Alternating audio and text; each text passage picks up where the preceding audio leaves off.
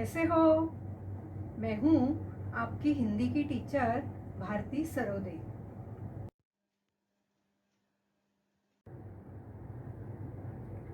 नमस्ते बच्चों।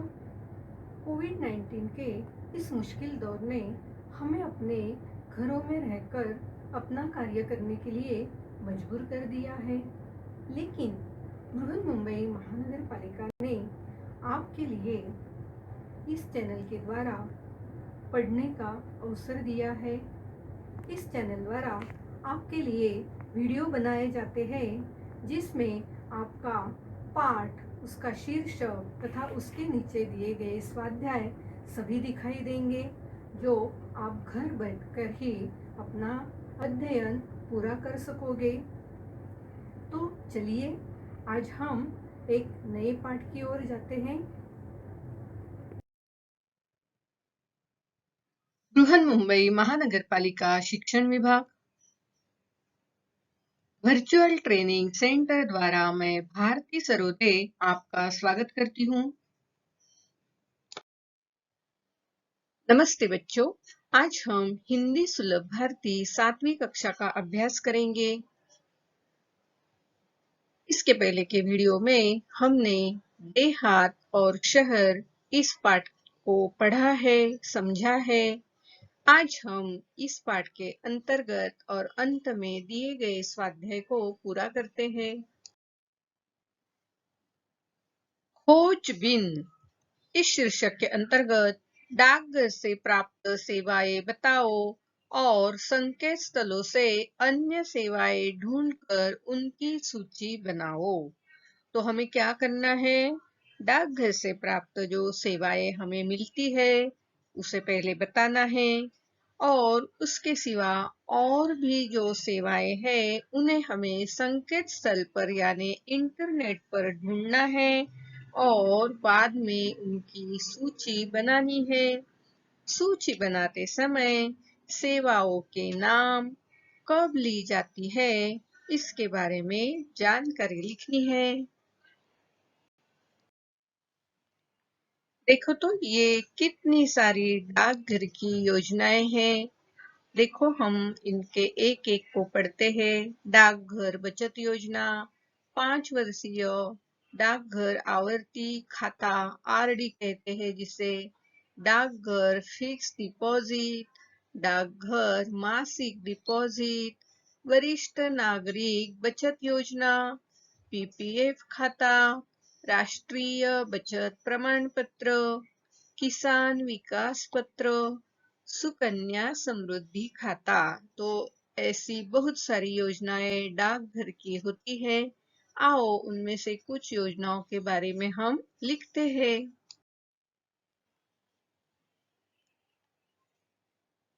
सेवाओं के नाम, कब ली जाती है। 1.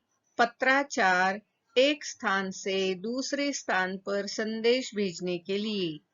2. रेलवे टिकट आरक्षण, लंबी दूरी की यात्रा के लिए। 3.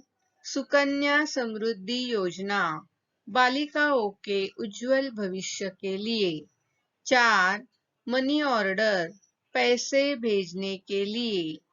5. पार्सल, वस्तुएं भेजने के लिए। 6. वृद्धावस्था पेंशन, वृद्धावस्था में आर्थिक सहायता के लिए। 7. आरटीआई आवेदनों की ऑनलाइन स्वीकृति, लोक प्राधिकारियों से जानकारी प्राप्त करने के लिए।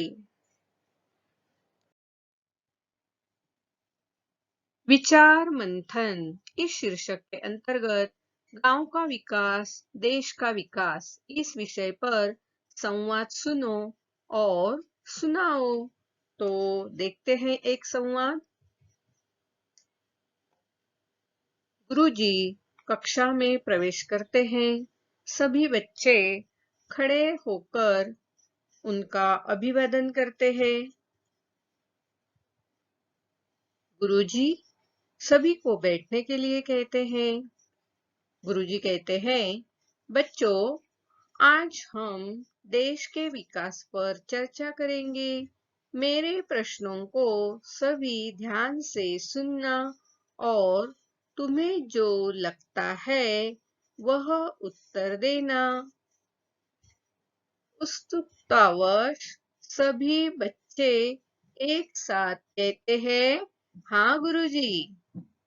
गुरुजी कहते हैं, बच्चों यह बताओ कि देश के संपूर्ण विकास के लिए गांव का विकास आवश्यक होता है। कैसे? उमेश बताता है, गुरुजी एक देश में कई गांव होते हैं, इसलिए गांव का विकास होने पर देश का विकास अपने आप हो जाएगा। गुरुजी कहते हैं, बहुत अच्छे उमेश।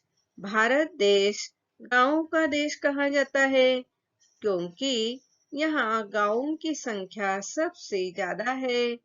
अब मुझे कोई बताओ कि गांव का विकास कैसे होगा या हो सकता है। गुरुजी बच्चों की ओर देख रहे हैं। सभी बच्चे सोच विचार कर रहे हैं। तभी तीरथ खड़ा होकर कहता है,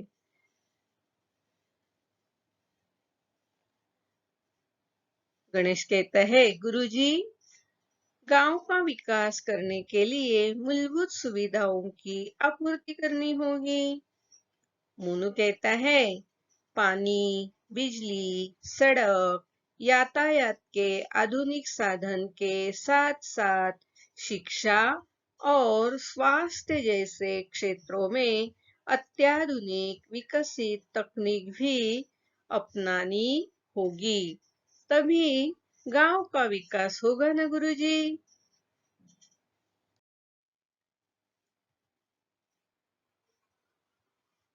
जी कहते हैं, बहुत अच्छी बात बताई तुम दोनों ने, शाबाश। गुरुजी आगे बात बढ़ाते हुए कहते हैं, देश के विकास में गांवों की भूमिका के साथ साथ देश का प्रत्येक नागरिक अपना योगदान दे सकता है। अभय कहता है, क्या मैं भी देश के विकास में अपना योगदान दे सकता हूँ? गुरुजी कहते हैं, हाँ अभय, तुम भी और कक्षा के सभी बच्चे देश के विकास में अपना योगदान दे सकते हैं। तुम सब पढ़ लिख कर डॉक्टर, इंजीनियर, शिक्षक, नेता तथा कलाकार बन सकते हो और अपने अपने पिछड़े गांवों में अपना ज्ञान बांटकर उसका विकास कर सकते हो। फिर गुरुजी कहते हैं, तो बच्चों गांव का विकास करने के लिए आधुनिक से आधुनिक तकनीक का इस्तेमाल करते हुए रोटी, कपड़ा, मकान, पानी, बिजली, सड़क, शिक्षा, स्वास्थ्य, मनोरंजन जैसी सुविधाओं को और बेहतर बनाना होगा। समझे? अब देखो, उसके बाद एक घोष वाक्य शिक्षक बताते हैं, बोलते हैं, गांव का विकास देश का विकास। सभी बच्चे भी क्या दोहराते हैं? गांव का विकास देश का विकास। बताओ तो सही, हिंदी की विभिन्न बोलियों के नाम बताओ और उनसे संबंधित प्रदेशों के नाम लिखो, जैसे ब्रज, भोजपुरी, मारवाड़ी, दखनी, गढ़वाली आदि। तो आओ लिखते हैं।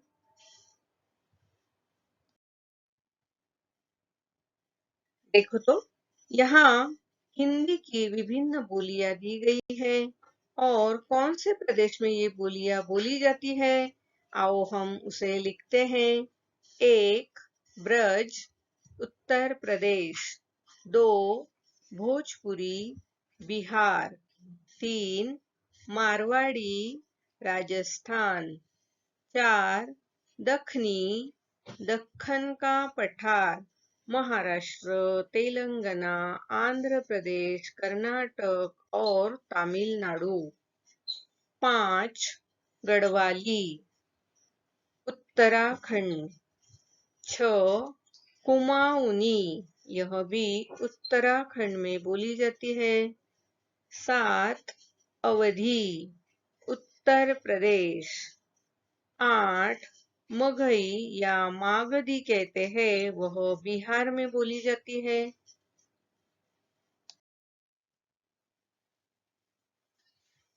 मैंने समझा। इस शीर्षक के अंतर्गत हमने जो पाठ पढ़ा है, देहात और शहर, इस पाठ के द्वारा हमें क्या समझा है, इसके बारे में लिखना है। तो आओ लिखते हैं।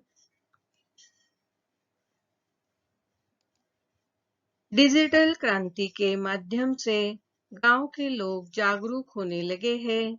सरकारी योजनाओं व परियोजनाओं का लाभ भी उन्हें काफी हद तक मिलने लगा है।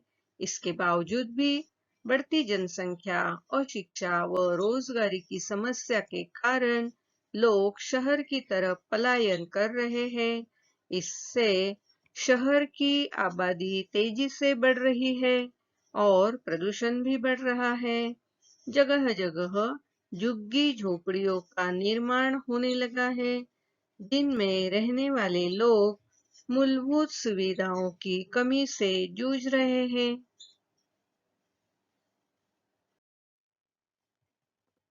शब्द वाटिका, इस शीर्षक के अंतर्गत जो नए शब्द आए हैं और मुहावरे आए हैं, उनको हम पढ़ते हैं। नए शब्द: साझा करना, बांटना। रौनक, चमक दमक। व्यथित, दुखी। विख्यात, बहुत प्रसिद्ध। आबादी, जनसंख्या। चिल्लपो, शोर। अब मुहावरे देखो। दुखड़ा रोना, दुख सुनाना। दिन दूनी रात चौगुनी उन्नति, इसका मतलब है तेज गति से विकास। चार चांद लगाना, इसका मतलब है शोभा बढ़ाना। इस पाठ में एक कहावत भी आई है, चिराग तले अंधेरा। इसका मतलब है योग्य व्यक्ति के आसपास ही अयोग्यता होना। वाचन जगत से गांव संबंधी सरकारी योजनाओं की जानकारी पढ़ो और मुख्य बातें सुनाओ। देखो तो, ये कुछ सरकारी योजनाएं हैं, उन्हें हम पढ़ते हैं। गांव संबंधी कुछ सरकारी योजनाएं निम्नलिखित है। 1. प्रधानमंत्री ग्राम सड़क योजना PMGSY। दूसरा, सांसद आदर्श ग्राम योजना SAGY।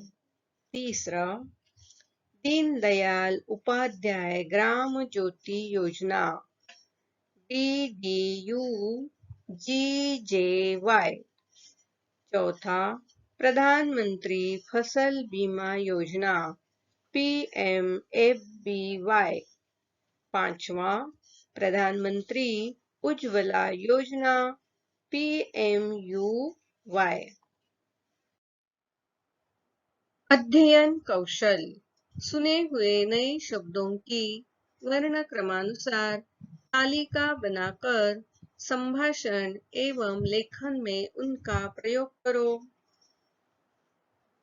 देखो, कुछ शब्द हम पढ़ते हैं। किशोर, पुस्तकें, फूल, पौधा, रात, चांदनी, मेह, ढंग, कांटा, वसंत, भौर, अनूठा, निराला, सूर, फूल, बड़प्पन, आंख, घोंसला, बरगद, एकता।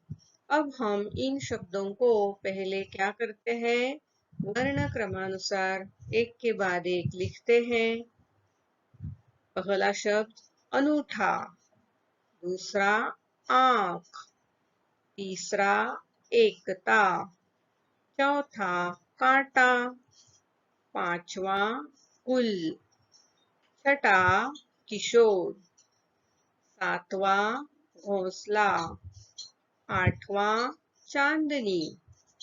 9वां ढंग। 10वां निराला। 11 पुस्तकें। 12 पौधा। 13 फूल।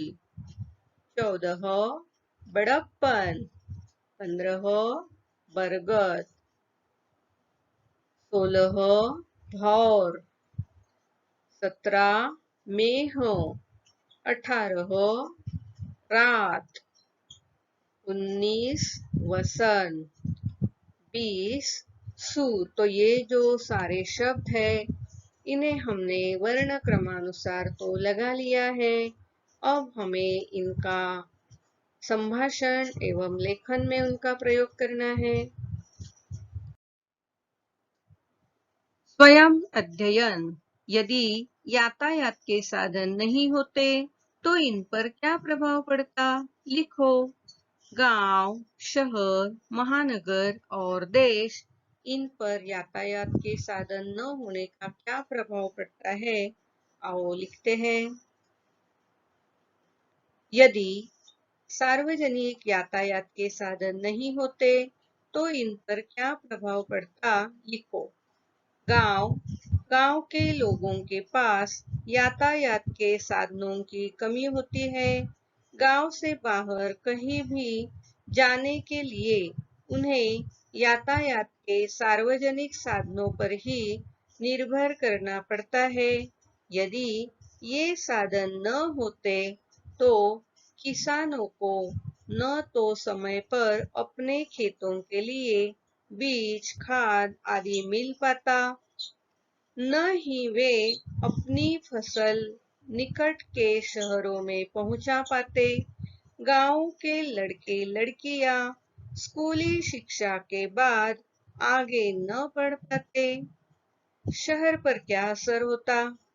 शहरों में एक स्थान से दूसरे स्थान पर जाने के लिए लोग यातायात के सार्वजनिक साधनों का ही प्रयोग करते हैं।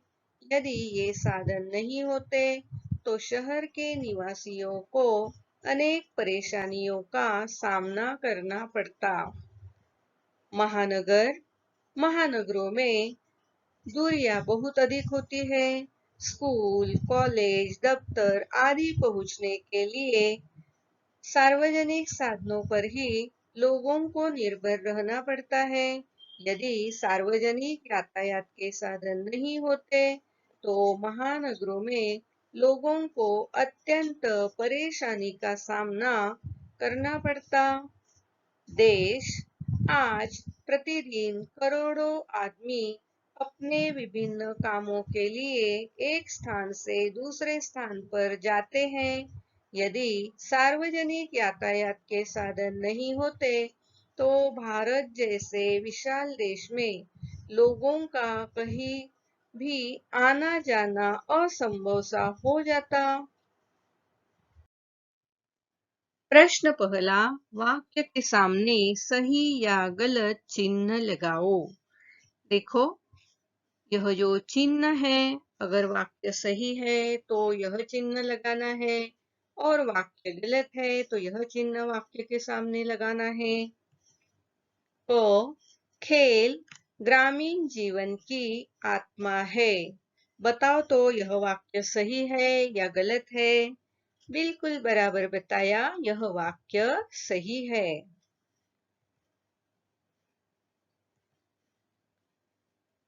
खो गांव में बीमारियां है पर पर्याप्त मात्रा में सुसज्ज और अच्छे अस्पताल है क्या? ग्रामीण जीवन में सुसज्ज अच्छे अस्पताल है क्या? नहीं है। तो यह वाक्य क्या हुआ? गलत। तो यह चिन्ह हमें लगाना है। प्रश्न दूसरा, कारण लिखो। जो प्रश्न है, गांव में काम करने के लिए मजदूर नहीं मिल रहे हैं, इसका क्या कारण है? बताओ तो। कारण गांव के कुछ अशिक्षित और अल्प शिक्षित लोग परिवार कल्याण के प्रति आज भी उदासीन हैं। जनसंख्या भी बढ़ रही है, उनके लिए यहाँ काम धंधा नहीं है। रोजगार की तलाश में लोग शहर जा रहे हैं, इसलिए यहाँ काम के लिए मजदूर नहीं मिल रहे हैं। प्रश्न 6, शहर परेशान हो उठा है।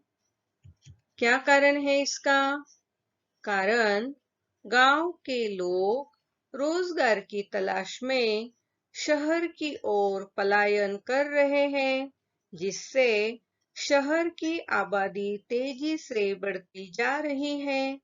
शहर अब इमारतों के जंगल में तब्दील हो गया है। शहर में अशिक्षा और गरीबी के साथ ही प्रदूषण भी तेजी से बढ़ रहा है। इन सभी परेशानियों के कारण शहर परेशान हो उठा है। प्रश्न जो, गांव बहुत उदास हो जाता है, इसका कारण है एक जमाने में गांव में बहुत खुशहाली थी, चारों तरफ हरियाली थी, पर अब पहले जैसी रौनक नहीं रही। जनसंख्या भी बढ़ रही है। गांव अब असुविधा, बेरोजगारी, आपसी झगड़े, गुटबाजी, अशांति जैसी समस्याओं से घिरता जा रहा है। इन्हीं बातों को सोचकर गांव बहुत उदास हो जाता है। भाषा की ओर, निम्नलिखित शब्दों के लिंग बदलो और वाक्य बनाकर लिखो। देखो, हमें कुछ शब्द दिए हैं, उन्हें हम पढ़ते हैं।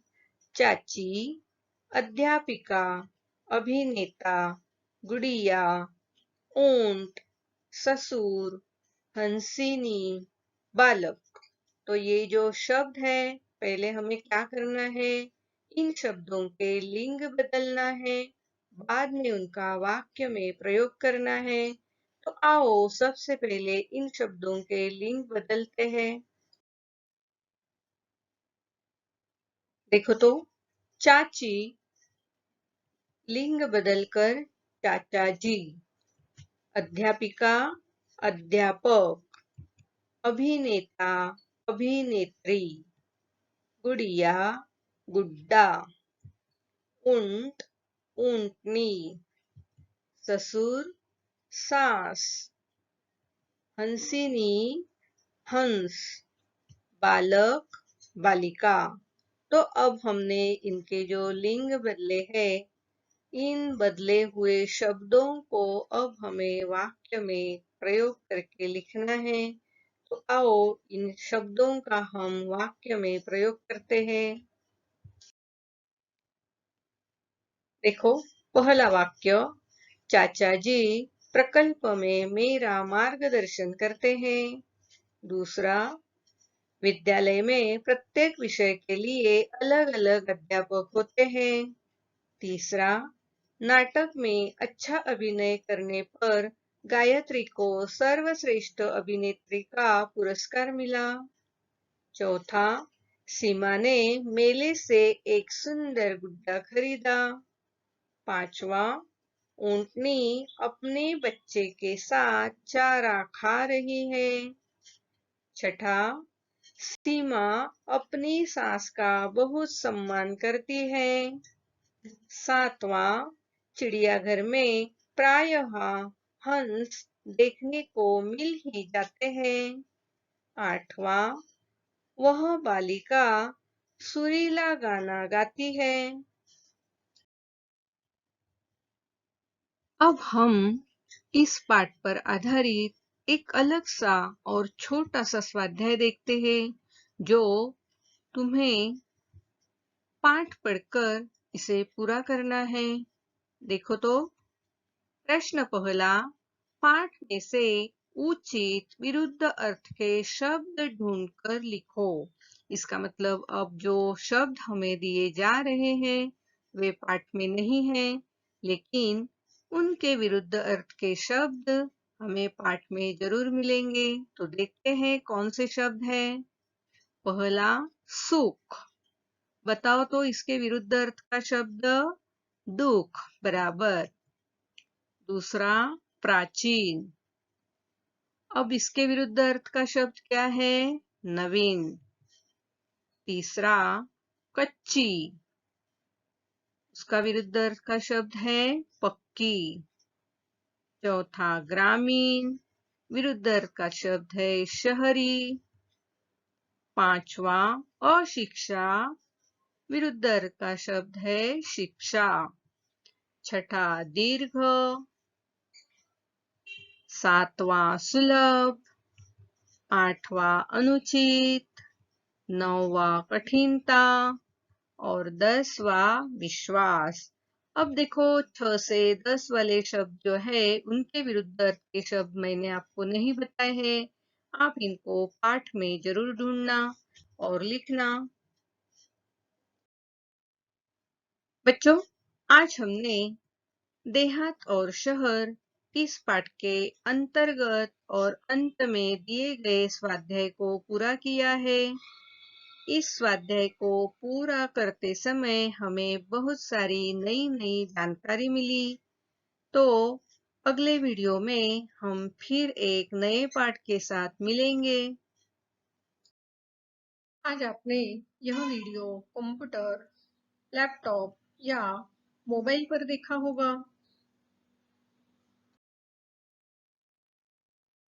वीडियो के अंत में इस तरह का एरो दिखाई देगा।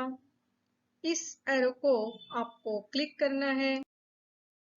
एरो को क्लिक करते ही आपके सामने डिस्क्रिप्शन बॉक्स खुल जाएगा।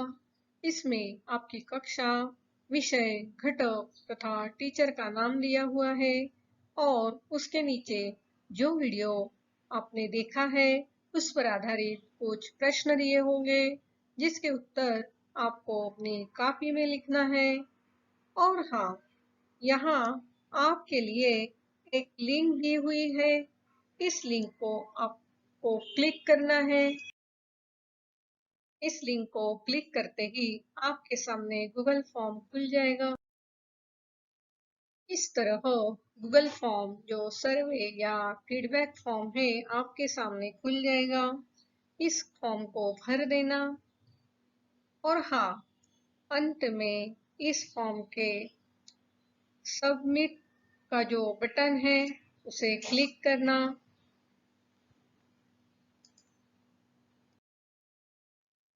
इस लिंक को क्लिक करके गूगल फॉर्म जरूर भरना। और हाँ, अगली बार वीडियो देखने के लिए छठी कक्षा का ये थंबनेल जरूर याद रखना। मेरा ये वीडियो आपको जरूर पसंद आया होगा, तो इस वीडियो को लाइक कीजिए, शेयर कीजिए, सब्सक्राइब कीजिए। मेरा ये वीडियो ध्यान से देखने के लिए आप सभी को बहुत बहुत धन्यवाद।